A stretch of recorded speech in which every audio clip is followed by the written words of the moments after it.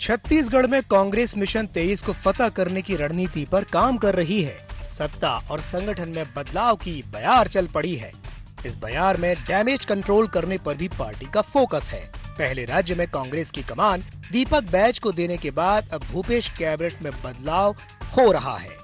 Bhupesh cabinet से school शिक्षा मंत्री प्रेमसाय सिंह टेकाम ने इस्तीफा दे दिया है। टेकाम के इस्तीफे के बाद प्रदेश कांग्रेस पद से हटाए गए मोहन मरकाम को भूपेश कैबिनेट का हिस्सा बनाया जा रहा है। मरकाम कल सुबह 11 बजे मंत्री पद की शपथ लेंगे। मोहन मरकाम के कार्यकाल में कांग्रेस ने अच्छा परफॉर्मेंस दिया। 5 विधानसभा उपचुनाव में कांग्रेस ने जीत दर्ज की, तो वहीं नगरीय निकाय चुनाव में भी पार्टी ने जीत का डंका बजाया। मंत्रिमंडल किसी को रखना और किसी को नहीं रखना ये मुख्यमंत्री के विवेकाधिकार पर निर्भर करता है। और मुख्यमंत्री के तो पूरा मुख्यमंत्री होते हैं और मंत्रिमंडल में किसको जगह कहाँ देना है तो उनके एक प्रसाद होता है, वो जब चाहें तो उसको ले सकते हैं। मुझे कहा गया कि अखिल भारतीय कांग्रेस कमेटी का निर्देश है कि आपको इस्तीफा देना है। प्रेमसाय टेकाम जी का इस्तीफा स्वीकृत किया गया है और मोहन मरकाम जी कल शपथ लेंगे। अब राजभवन पत्र भेज दिया गया है और जैसे वहाँ से समय निर्धारित होगा उसके हिसाब से पदभार ग्रहण होगा। अब जब नया मंत्री बने हैं तो होगा ही फिर बदल। अब रमन सिंह जी अब अपनी देखें, अपनी पार्टी के बारे में देखें, वहाँ उनकी स्थिति क्या है वो देख लें। उनके सीनियर जो उनके साथ जो मिनिस्टर रहे, बृजमोहन अग्रवाल जी, अजय चंद्राकर जी, प्रेम प्रकाश पांडे जी, उनकी स्थिति क्या है वो पहले देख ले। उनका हित तो साथ ले, उनको तो मान सम्मान दे ले। सारे जितने भी कमेटियां बनी सबसे आउट, तो पहले अपने घर पहले देख लें। हाईकमान समय समय पर जिनको कहाँ कहाँ जिम्मेदारी देना है उस पे काम करती है और हाईकमान के आदेशों निर्देशों का हम लोग पालन कर रहे हैं और हाईकमान के आदेशों के अनुसार हम आगे चलेंगे और पूरा करने का प्रयास करेंगे। कांग्रेस में चल रही बदलाव की बयार ने सियासत गरमा दी है। बीजेपी कांग्रेस पर हमलावर है।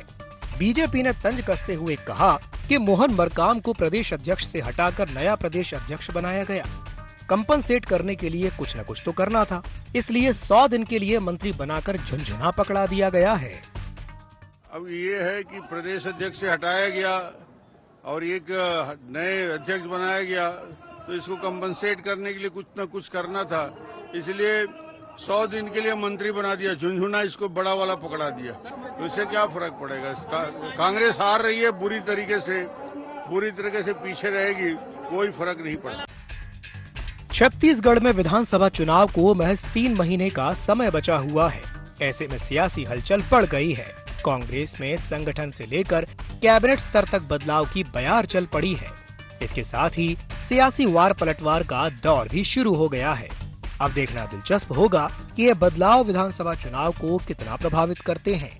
रायपुर से IND 24 के लिए ब्यूरो चीफ निधि प्रसाद की रिपोर्ट।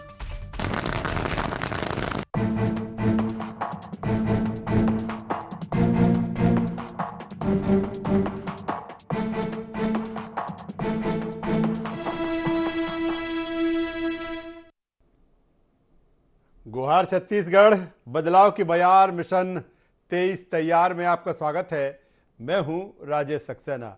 आज इसी मसले पर हम चर्चा करेंगे, बातचीत करेंगे। चर्चा शुरू करें उससे पहले देख लेते हैं गुहार पॉइंट्स। चुनाव के 3 महीने पहले कांग्रेस क्यों चली बदलाव की बयार? मोहन मरकाम से क्यों छीनी PCC चीफ की कमान? कांग्रेस को कितनी मजबूती दे पाएंगे दीपक बैज? और कैबिनेट में मरकाम की एंट्री, टेकाम की छुट्टी के आखिर क्या है मायने? तो जिस तरह से छत्तीसगढ़ में 24 घंटे के भीतर जो बदलाव देखने को मिले और उसी के बाद जो छत्तीसगढ़ की राजनीति है, जो सियासत है, वो गरमाई हुई है। अगर हम सत्ताधारी दल कांग्रेस की बात करें, सरकार की हम बात करें, तो जिस तरह से पहले पीसीसी चीफ बदले गए, मोहन मरकाम को बदला और दीपक बैच को कमान सौंपी गई, और इसके बाद जिस तरह से मोहन मरकाम को अब नई जिम्मेदारी दी जा रही है, उन्हें कैबिनेट मंत्री बनाया जा रहा है। वहीं दूसरी तरफ प्रेमसाय सिंह टेकाम की अगर हम बात करें तो उन्होंने अपने पद से इस्तीफा दे दिया है, और जिस तरह से उनका वर्जन हम अभी आपको सुना रहे थे, वो कह रहे हैं कि जिस तरह से उनसे कहा गया कि केंद्रीय नेतृत्व ये चाहता है कि इस पद से आप इस्तीफा दे दें, और उसी के बाद उन्होंने इस्तीफा दे दिया।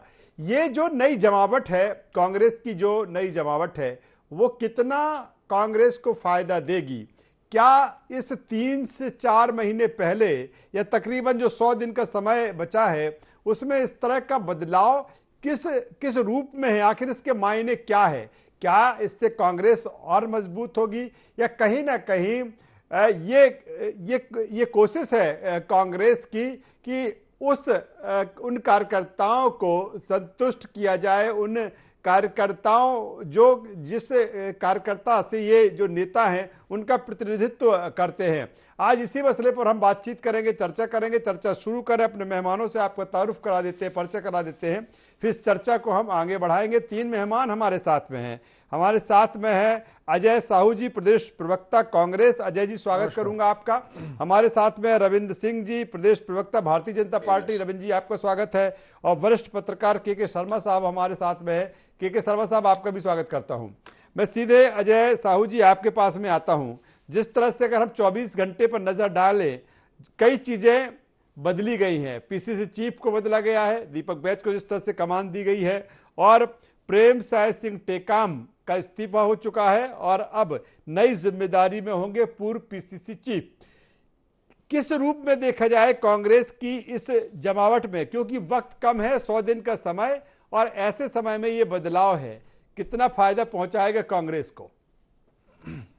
देखिए राजेश जी, सबसे बड़ी बात यह है कि जो पूर्व प्रदेश कांग्रेस अध्यक्ष हैं मोहन मरकाम जी, उनका कार्यकाल पूरा हो गया था, और उसके बाद भी 1 वर्ष का समय लगभग बीत चुका था।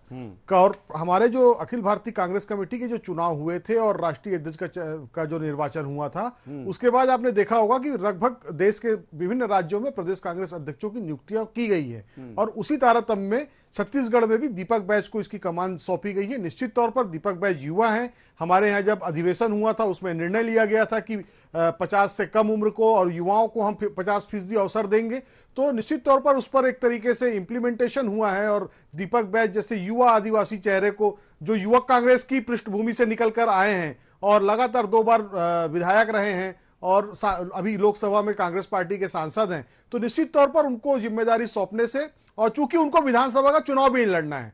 वहीं दूसरी ओर मोहन मरकाम जी की बात करें तो उनका कार्यकाल पूरा होने के साथ ही साथ शानदार उनका कार्यकाल रहा, और उनको विधानसभा का चुनाव लड़ना है, तो वो अपना जो समय है वो अपने विधानसभा में दे सके, इसलिए उनको कहीं ना कहीं, इसलिए इस कार्य ये जो जिम्मेदारी थी उससे मुक्त किया जी। लेकिन अजय साहू जी, बिल्कुल आप कह रहे हैं कि मोहन मरकाम जी का जो कार्यकाल रहा बेहतर रहा, कई चुनाव आपने उनके कार्यकाल में जीते, लेकिन एक लंबे समय से जो उन्होंने एक टीम अपनी गठित की, उस टीम के साथ वो काम कर रहे थे।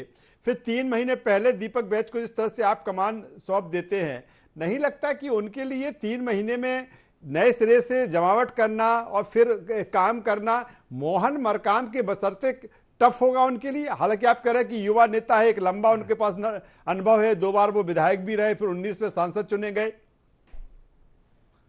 देखिए राजेश जी, सबसे पहली बात तो यह कह दूं कि मोहन मरकाम ने अपनी टीम नहीं बनाई थी। मोहन मरकाम जी ने अपने कार्यकाल में कांग्रेस पार्टी की टीम बनाई थी। इससे पहले भूपेश बघेल जी जब थे प्रदेश कांग्रेस के अध्यक्ष थे, उन्होंने कांग्रेस की टीम बनाई थी। और निश्चित तौर पर जो कांग्रेस का एक मैकेनिज्म सिस्टम है, उस सिस्टम के अंदर जो पदाधिकारी हैं, जिनको जो जिम्मेदारी दी गई है, वो उस जिम्मेदारी को लगातार निर्वहन कर रहे हैं। दीपक बैच जी के बन जाने से वो हमारे पार्टी के मुखिया हैं, और उनके नेतृत्व में, उनके निर्देशन में, और सारे लोग बैठ करके राय मशवरा करके हम आगे बढ़ेंगे। जिस तरीके से हमारे संभागीय सम्मेलन हो चुके हैं, जिस तरीके से हमारे बूथ चलो अभियान चल रहे हैं, संकल्प शिविर होना है, तो इस तरीके इसकी जो संगठनात्मक गतिविधियां वो लगातार चल रही है निर्बाध रूप से। उसमें कहीं पर भी कोई अड़चन आने की बात नहीं। चलिए रविंद्र सिंह जी से जवाब ले लेते हैं। रविंद्र सिंह जी, एक तो दो चीजें होती हैं कि अगर इसको लेकर सवाल किया जाए तो ये भी है कि ये तो कांग्रेस का अंदरूनी मामला है, लेकिन उस अंदरूनी मामले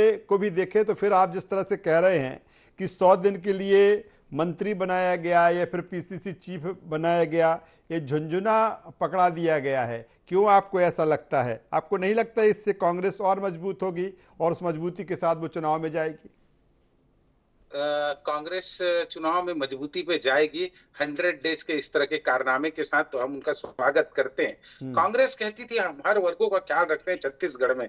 मुझे वो बात तो झूठ लगती थी, लेकिन आज एक बात सत्य लग रही है, कांग्रेस के लोग अपने लोगों का पूरा ख्याल रखते हैं। मोहन मरकाम को मंत्री बना दिए, टीएस सिंहदेव को डिप्टी सीएम बना दिए और एक की छुट्टी कर दिए, दीपक बैज को अध्यक्ष बना दिए। तो मुझे लगता है इन लोग अपना आंतरिक जो वो है कांग्रेस पार्टी को, सबको इन लोग संतुष्ट करने का प्रयास करेंगे। इस 100 दिनों में और बहुत कुछ बदलाव होगा। अब सबसे बड़ी बात, मोहन मरकाम जी मुझे तो कभी अध्यक्ष की तरह लगे नहीं, डमी अध्यक्ष के थे। वो अभी कुछ पदाधिकारियों की नियुक्ति किए तो बाहर से आई हुई शैलजा ने उनके जो पदाधिकारियों के थे उनको बाहर का रास्ता दिखा दिया। तो ऐसा अध्यक्ष किस काम का था? अच्छा हुआ वो चले गए। और ये कितने सफल थे बोल रहे हैं, तो उस सफलता को फिर क्यों इन्होंने छुड़ा दिया? क्यों दीपक बैज को ला दिए? या तो वो सेवानिवृत्ति के बाद भी डमी के रूप में चल रहे थे। तो इनका आंतरिक मामला मैं बहुत ज्यादा नहीं कहना चाहता, लेकिन एक महत्वपूर्ण बात है, मोहन मरकाम को शुरू से कह दिया गया था तुम आदिवासी चेहरे हो, आदिवासी के रूप में रहना, तुमको देख के वोट लेंगे। अपनी ताकत का एहसास मत करना, अपने कर्तव्यों का एहसास मत करना, अपने अधिकारों का उपयोग मत करना। और जब उन्होंने करने का कोशिश किया तब तक उनको लतिया दिया। देखो मैं उदाहरण बता रहा हूँ, राष्ट्रीय कांग्रेस अधिवेशन हुआ, इनका पोस्टर में नाम नहीं था, फोटो नहीं था, बहुत गिड़गिड़ाए तो शैलजा जी ने दया होके एक अलग से फोटो लगा दिया। इनकी शक्ति क्या थी? कुछ नहीं। आदिवासियों का अपमान करने का कांग्रेस जो शुरू से ऐतिहासिक कृत्य रहा है वो निरंतर नहीं, लेकिन नहीं, आपको नहीं लगता रविंद्र सिंह जी जो बातें आप कह रहे हैं, आपको नहीं लगता ठीक है पीसीसी चीफ से उनको हटाया, लेकिन उनको तो कैबिनेट मंत्री बनाने जा रहे हैं? वही तो मैं कह रहा हूँ, 100 दिन का झुंझुना दे रहे हैं। अभी तो उनको पावर दिए नहीं 4.5 साल इनको, अब 100 दिन का पावर देके बोलेंगे चल बेटे आप भी क्या कहते हैं मंत्री बन जाओ, और आदिवासियों को बोलेंगे देखो हम एक को आदिवासी को मंत्री बना दिए। दिखावा है। कांग्रेस का जो हाथी का दांत होता है ना, वो खाने का और होता है और दिखाने का कुछ और होता है। अभी ये जाके बताएंगे मरकाम जी को कि हमने देखो मंत्री बनाना था, उनकी योग्यता थी। तो इतने क्या कहते हैं अच्छे मतलब सफल प्रदेश कांग्रेस कमेटी के अध्यक्ष रहे, तो अभी याद आ रही इनकी सफलता का। बना देते टीएस सिंहदेव के पहले, कम से कम 2.5-3 साल पहले। वैसे भी उनके टेकाम साहब तो बोलते थे शिक्षा मंत्री होके कि दारू थोड़ी थोड़ी पिया करो, दवाई का काम आता है। शिक्षा मंत्री का ऐसा कथन था, तो उसी समय हटा के इनको बना देना था मोहन मरकाम जी को। इनको तो डीएमएफ में इन्होंने पूछा, विधानसभा में गड़बड़ी हुई है तो स्वीकार किया गया। तो मुझे लगता है एक सजा के तौर पे। और ये चलिए रविंद्र सिंह जी, दोबारा आपके पास में आऊंगा। के शर्मा साहब वरिष्ठ पत्रकार हमारे साथ में है। के शर्मा साहब, इस बदलाव को किस रूप में देखें? ये मजबूती के लिए है या फिर कोई न कोई मजबूरी है? क्या माना जाए इसे, क्या मायने हैं इसके? आगामी विधानसभा चुनाव की दृष्टि से कांग्रेस अपने आप को मजबूत कर रही है, सत्ता और संगठन में बेहतर तालमेल। जो भी बातें रविंद्र जी कह रहे थे कि संगठन को लेकर, जो महासचिव को लेकर जो भी बातें सामने आई थी, उसकी दृष्टि से मोहन मरकाम और भूपेश बघेल के बीच कहीं बेहतर सामंजस्य और बेहतर जो बनाने की दृष्टि से भूपेश बघेल के जो पसंद कहा जाए सांसद दीपक बैस को ये जिम्मेदारी दी गई है। एक ये है कि वो मुख्यमंत्री स्वयं अनुभवी हैं, अध्यक्ष रह चुके हैं, पूर्व में उनके अध्यक्ष रहते हुए छत्तीसगढ़ में सरकार बनी, अब मुख्यमंत्री हैं। और एक बेहतर तालमेल की बात होगी, संगठन में जितने भी हैं सब ये दोनों संगठन और सत्ता, मतलब मुख्य जहां मुख्यमंत्री होता है पार्टी का, उसकी एक महत्वपूर्ण भूमिका होती है, सत्ता में भी और संगठन में भी कहा जा सकता है। एक दूसरी चीज ये जो मिलके जो आपका दूसरा सवाल होता है दीपक बैस को क्यों बनाया गया, ये तो बता दिया मुख्यमंत्री पसंद। तीसरा आपने कहा टेकाम की छुट्टी। टेकाम 6 बार के विधायक है और एक वरिष्ठ विधायक है। उनके सामने जो मोहन मरकाम की जो थी, छत्तीसगढ़ में एक जो महाराष्ट्र में स्थिति आई थी, कहीं ना कहीं जो शिवसेना और राजपा की स्थिति आप देख रहे हैं, उसको भी साधते हुए यहाँ पे उप मुख्यमंत्री की बात आई। उप मुख्यमंत्री के साथ मोहन मरकाम जी को जो जिस तरह से मंत्री बनाया जा रहा है, और टेकाम जी को तो क्षेत्रीय संतुलन की भी बात है। अंबिकापुर में 3 हो जाएंगे, वहां पे जो 14 सीट पूरे कांग्रेस के पास है। 14 में से 3 मंत्री रह जाएंगे। बस्तर में 1 मंत्री लखमा जी थे, 12 सीट है, 12 पूरे कांग्रेस के पास है। उनमें से 2 अब हो जाएंगे। लखमा जी के साथ साथ मरकाम जी मंत्री रहेंगे। और बस्तर से जो सांसद हैं, 8 विधानसभा क्षेत्र उनके माता है, उनकी एक महत्वपूर्ण भूमिका बस्तर की होती है छत्तीसगढ़ में सरकार बनाने में। इस दृष्टि से भी दीपक बैज का बनाया जाना एक महत्वपूर्ण भूमिका कहा जा सकता है आगामी चुनाव की दृष्टि से। अब बात रह गई यहाँ पे टेकाम को लेकर जो बात कही जा रही है, तो वहां पे टीएस सिंहदेव उप मुख्यमंत्री बन चुके हैं। उसके साथ ही 2 और मंत्री अमरजीत भगत और उमेश पटेल भी वहीं से हैं। तो इस दृष्टि से एक क्षेत्रीय संतुलन की बात है और नेताओं के बीच एक संतुलन की बात जो कही जा रही है। जैसे अब छत्तीसगढ़ में कहें तो भूपेश बघेल की बात कहें, महंत कहें, ताम्रध्वज कहें, टीएस सिंहदेव कहें, अब मोहन मरकाम, ये सबको कहीं ना कहीं संतुष्ट कर दिया गया है। तो जो ऑपरेशन लोटस का खतरे की जो बात कहती है, तो छत्तीसगढ़ में कहीं से कहीं यानी शर्मा साहब आप कह रहे हैं कि ये सारी चुनावी जमावट है। बिल्कुल, इसको चुनावी जमावट भी मान लेते हैं। लेकिन अगर देखा जाए, मुझे जिस तरह से स्मरण है, जो ध्यान आ रहा है कि शायद 4 अप्रैल का समय होगा जब हाई लेवल मीटिंग दिल्ली में हुई थी। उस समय भी दीपक बैज का जो नाम है वो चला था। उस समय भी तमाम सारे कयास, ये तमाम सारी चर्चा में था कि नहीं, अब बिल्कुल नए पीसीसी चीफ सामने होंगे।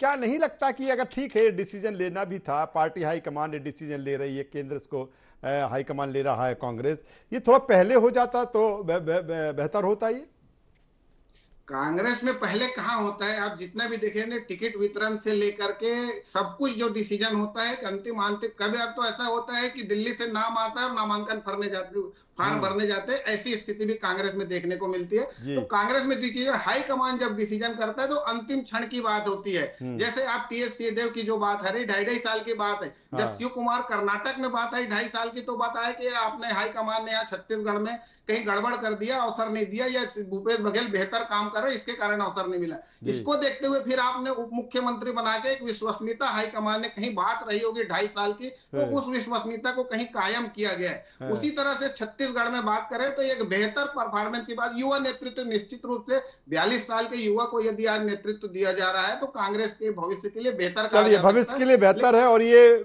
बिल्कुल कांग्रेस भविष्य के लिए जिस तरह से उसकी जो रणनीति है, स्ट्रेटजी है, उसी को देखा जाना चाहिए। लेकिन इतना ये भी सही है कि अगर थोड़े और पहले अगर कमान दे दी जाती तो उसके परिणाम, हालांकि कांग्रेस की ये स्ट्रेटजी है, रणनीति है कि किसको कब क्या बनाना है। मैं सीधे अजय साहू जी के पास में आता हूं।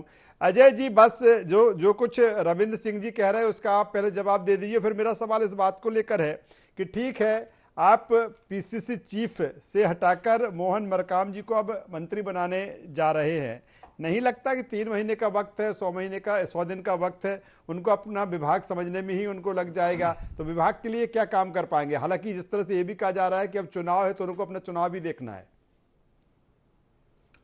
देखिए राजेश जी, सबसे पहली बात तो मैं ये कहना चाहूंगा, डॉक्टर रमन सिंह जी ने जो बात कही कि झुंझुना पकड़ा दिया, कंपनसेट करने का काम किया, तो झुंझुना पकड़ाना जो है वो भारतीय जनता पार्टी में होता होगा। हमारे यहाँ तो जिम्मेदारियां दी जाती है, चाहे वो जिम्मेदारी 1 दिन की हो, 2 दिन की हो, 3 दिन की हो या 100 दिन की हो। झुंझुना, हमारे पास कोई कमीशन खोरी का काम नहीं है। जैसे डॉक्टर रमन सिंह जी कहा करते थे भाजपा की सरकार में अपने नेताओं से कि आप 1 साल कमीशन लेना बंद कर दो, हमारी सरकार दोबारा आ जाएगी। कमीशन खोरी का काम नहीं है, इससे झुंझुना वाली बात नहीं है, ये जिम्मेदारी देने की बात है और कांग्रेस पार्टी ने जिम्मेदारी दी है। अब उन्होंने कहा कंपनसेट करने की बात, तो कंपनसेट करने का काम अगर कांग्रेस पार्टी करती है तो यह अच्छी बात है। भारतीय जनता पार्टी में कंपनसेट करने की मुझे ऐसा लगता है कि कोई ऐसी परंपरा नहीं है। यही कारण है कि 3 बार के मुख्यमंत्री रहे डॉक्टर रमन सिंह जी का उपयोग राष्ट्रीय उपाध्यक्ष बनाने के बाद पूरे देश में कहीं भी चुनाव होता है तो वहां नहीं लिया जाता। यही कारण है कि ये वही पार्टी है जो आदिवासी दिवस के दिन एक आदिवासी प्रदेश अध्यक्ष को हटाती है और उसे बाहर का रास्ता दिखाती है और दूसरे समाज के व्यक्ति को अध्यक्ष बनाने का काम करती है। तो जो पार्टी 4 साल में, 4.5 साल में 4 प्रदेश के अपने अध्यक्ष बदली की हुई हो, वो कांग्रेस के ऊपर आरोप लगा रही है। तो भारतीय जनता पार्टी आदिवासियों का अपमान करती है, भारतीय जनता पार्टी अपने पुराने नेताओं का इस्तेमाल नहीं करती है, हम तो बेहतर इस्तेमाल करते हैं और हमारे यहाँ जिम्मेदारी दी जाती है। किसी प्रकार से झुंझुने वाला काम जो है भारतीय जनता पार्टी में होता होगा तो हमारे यहाँ एक हाथ का जो पंजा निशान है और उसके नीचे रहकर सारे लोग काम करते हैं और यही कारण है कि हमारा जो मैकेनिज्म है वो बेहतर है और हमने उसी मैकेनिज्म और सिस्टम के दम पर भारतीय जनता पार्टी को 13 सीट में सिमटा दिया है। भाजपा किसके चेहरे पर चुनाव लड़ेगी? एक चेहरे को मोहताज है, कोई व्यक्ति नहीं है। 15 वर्षों के तक मुख्यमंत्री रहे डॉक्टर रमन सिंह कहते हैं कि मुझे भी एक छोटा मोटा चेहरा समझा जाए, उनको भी मानने से तैयार कोई उनका जो आला कमान है वो मना कर देता है। केंद्रीय नेताओं के बार बार के छत्तीसगढ़ के दौरे बता रहे हैं कि इनके लोकल नेतृत्व जो है, स्थानीय नेतृत्व पर केंद्रीय नेतृत्व का भरोसा उठ चुका है। इन्होंने अपने 10 सांसदों की टिकट काटी, किसे कंपनसेट किया? मुझे एक नाम बता दीजिए। आपने रमेश बैस जी को इसलिए बनाया क्योंकि छत्तीसगढ़ में कुर्मी समाज से पिछड़ा जवाब ले लेता हूं, मुख्यमंत्री है, तो इसलिए आप रमेश बैस जी को बनाने का काम करते हैं। किस छत्तीसगढ़िया का कंपनसेट किया मुझे बताइए आप। रविंद्र सिंह जी, जिस तरह से अजय साहू कह रहे हैं, या फिर अगर हम सुन रहे थे सीएम भूपेश बघेल जी को भी सुन रहे थे, वो कह रहे हैं कि पूर्व सीएम रमन सिंह को तो उनके पास झुंझुना भी नहीं है, उनको आपने क्या दिया? ठीक बात है, अब मैं बताता हूं क्या दिए झुंझुना, और अजय साहू जी बड़े ध्यान से सुनेंगे। हम लोग कुछ दिन पहले देखते थे भूपेश बघेल जी बोलते थे रमन सिंह है कौन, क्या है वो, राष्ट्रीय उपाध्यक्ष है, कोई पूछता नहीं। अभी 2 दिन पहले का, इनको अपनी स्मृति तेज रख लेनी चाहिए कांग्रेस वालों को। 2 दिन पहले इतने घबराए हुए, हड़बड़ाए हुए भूपेश बघेल जी ने कहा अरे बाप रे रमन सिंह क्या कर रहे हैं। प्रेम अभी इन्होंने क्या कहते हैं, जो केंद्रीय चुनाव समिति के लिए जो हुआ है, कैसे आवाज गड़बड़ हो रही है जी, बोलिए बोलिए, आवाज आ रही है। समिति में जी, राष्ट्रीय समिति में जो सदस्यों को लिया गया है और चुनावी घोषणा पत्र के लिए जो सदस्य नियुक्त किए गए, वो तो पूरा रमन सिंह की चली है, किसी की नहीं चली है, न अजय चंद्राकर की, न प्रेम प्रकाश पांडे की, न बृजमोहन अग्रवाल की। यदि इनको राजनीति करना है तो रमन सिंह को रोको। ये किसने बोला?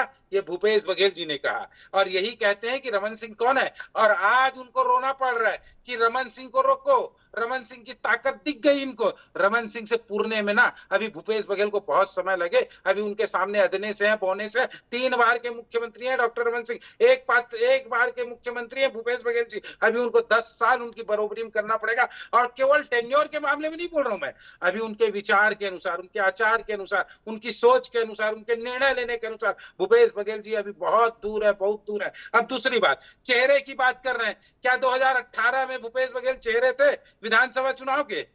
आज चेहरे हैं क्या? घोषणा करते हैं। 2018 में चेहरा कौन था बता दीजिए मुझे।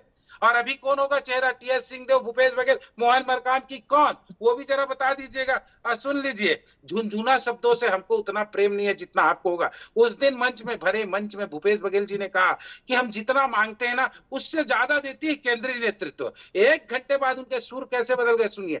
आए थे, कुछ नहीं देखे गए, झुंझुना भी देखे नहीं गए। तो ये झुंझुना शब्द ना भूपेश बघेल जी को अच्छा लगता होगा। जब 7,000 करोड़ रुपए का कार्यशिला रखा गया, आधारशिला रखा गया, शिलान्यास दिया गया, उसके बाद भी उनको कम लगता है, वो भी झुंझुना रखता है। तो याद रखिएगा, अभी आप लोग 70 सीट का जो अहम और घमंड है ना आप लोगों का, 3 बार हारे हो, 15 साल। चलिए अजय जी कुछ कहेंगे, फिर मैं आगे बढ़ूंगा के शर्मा साहब के पास में। अजय जी संक्षेप में कुछ कहना चाहेंगे, फिर आगे बढ़ता हूं। 2000 इन्होंने कहा 2018 में कोई चेहरा था, निश्चित तौर पर प्रदेश कांग्रेस अध्यक्ष भूपेश बघेल। इन्होंने कहा भूपेश बघेल रमन सिंह के सामने बहुत बौने हैं। तो मैं बता दूं कि 3 बार के मुख्यमंत्री को अगर हराने का दम किसी के अंदर था तो भूपेश बघेल के अंदर था। और यही कारण है कि आपके कितने भी मैनेजमेंट के बाद आपने पूरे परिवार को थाने में, जेल में डालने का प्रयास किया, भूपेश बघेल को आपने जेल भेजा, लाठियां तक मारी आपकी सरकार ने। उसके बाद अगर भूपेश बघेल ने आपकी सरकार को पलटा, धूल चटाई, 13 सीटों में सिमटाया, तो भूपेश बघेल बौना नहीं है। बौना कौन है? जो छत्तीसगढ़ की जनता तय करेगी, छत्तीसगढ़ की जनता जिसे जनादेश देगी, एक बार जीते हैं अभी, उसका कद बड़ा होगा। तो आप इस तरीके के शब्दों का उपयोग, चलिए के शर्मा साहब के पास में आ जाते हैं। के शर्मा साहब उपयोग किया है। के शर्मा साहब, अजय जी कह रहे हैं कि बेहतर इस्तेमाल हमने किया है, जो कुछ भी चेंजिंग हुए हैं। दूसरा, इस तरह की जो जमावट है, क्या लगता है कितने जो चुनावी समीकरण है इससे बदलते हुए नजर आ रहे हैं? कांग्रेस में जो कमी थी, जिसकी बात बार बार चाहे टीएस बाबा की नाराजगी को लेकर भाजपा बार बार आवाज उठा रही रही। आज सवेरे देखिए, सवेरे तक के मोहन मरकाम टारगेट में थे, जैसे ही मंत्री बनने की बात आई तो भाजपा को शब्द चेंज करना पड़ा कि 100 साल के लिए बनाए। तो कांग्रेस अपने स्तर पर, जैसे मैंने कहा कि नेताओं के बीच बेहतर सामंजस्य, क्षेत्रीय सामंजस्य के साथ साथ जो भी उनकी कमजोर कड़ी कहा जा सकता था, जिनको सबको बेहतर करके एक मजबूती के साथ चुनाव मैदान में जाने की एक तैयारी है, जो क्षेत्रीय मुद्दे के आधार पर वो जा रहे हैं। सांसद को बनाने का है तो भाजपा में भी सांसद को जिम्मेदारी दी गई है और कांग्रेस में भी सांसद को प्रदेश अध्यक्ष की जिम्मेदारी दी। इसका तात्पर्य यह है कि विधानसभा चुनाव लड़ने के लिए अध्यक्ष को, जो मोहन मरकाम जी को स्वतंत्र किया गया है कि चुनाव लड़े। निश्चित रूप से मंत्री के रूप में उनकी कोई भूमिका, कोई परफॉर्मेंस यदि 3 महीने के बारे में बात भी पूछेगा तो मुझे नहीं लगता कि कोई बड़ा डिसीजन आ पाएगा उनके विभाग को लेकर के। लेकिन जो विधायक के रूप में उनका कोंडा गांव में यदि चुनाव लड़ना है उनको, तो उनकी एक स्वतंत्र रूप से ज्यादा बेहतर ढंग से लड़ पाएंगे, क्योंकि पिछले चुनाव में भी आप देखेंगे कोंडा गांव में तो ज्यादा अंतर नहीं था मोहन मरकाम और लता उसेंडी के बीच में, तो एक बेहतर परफॉर्मेंस का उनको, चलिए, बेहतर परफॉर्मेंस हो पार्टी का और जिसको बदला गया है उसका, और यही जो जमावट है कांग्रेस की आगामी चुनाव को लेकर तीनों मेहमानों का मैं यहाँ पर धन्यवाद करूंगा, शुक्रिया करूंगा। तो कुल मिलाकर जिस तरह से छत्तीसगढ़ की जो चुनावी बिसात है वो कांग्रेस ने बिछा दी है, वहीं दूसरी तरफ अगर हम भारतीय जनता पार्टी की बात करें तो भारतीय जनता पार्टी इस बदलाव पर सवाल खड़े कर रही है। लेकिन जब चुनाव नज़दीक है और जब समर में दोनों प्रमुख राजनीतिक दल हैं तो आरोप प्रत्यारोप, शय मात, जमावट, तमाम सारी चीज़ें जो हैं वो चुनावी सियासत में, राजनीति में तैरती हुई नजर आएंगी और ऐसा ही छत्तीसगढ़ में देखने को मिल रहा है। गुहार छत्तीसगढ़ में बस इतना ही। IND24 पर खबरों का सिलसिला लगातार जारी है, अब बने रहिए हमारे साथ। नमस्कार।